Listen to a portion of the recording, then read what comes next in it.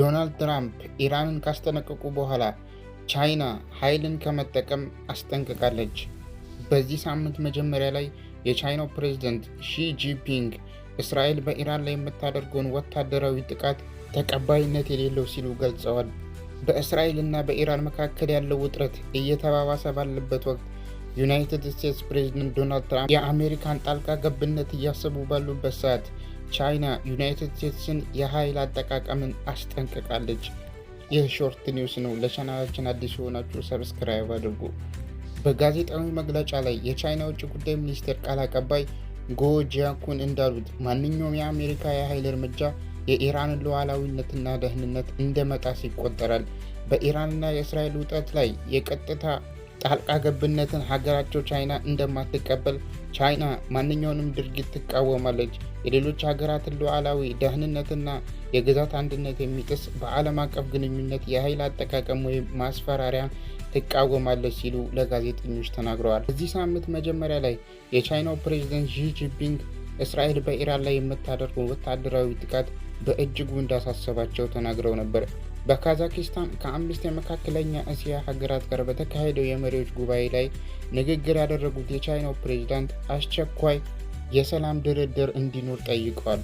ሁሉም ወገኖች ግጭቱን በተቻለ መጠን ለማርገብና ሁኔታውን የበለጠ እንዳይባባስ ሊሰሩ ይገባል ሲሉ የቻይና መንግስት ብሮድካስቲንግ ሲሲቲቪ ዘግቧል።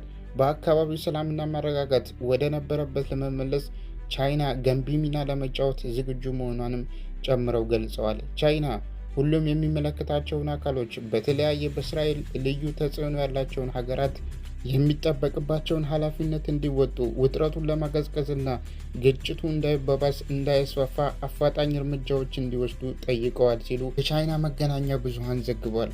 ይህ በእንዲህ እንዳለ እስራኤል በዛሬው ወቅት የኢስፋሃንን የኒውክሌር ጣቢያን አጠቃች። ኢራን ተጨማሪ ሚሳይሎችንም ወደ ቴል አቪቭ ተኩሳለች።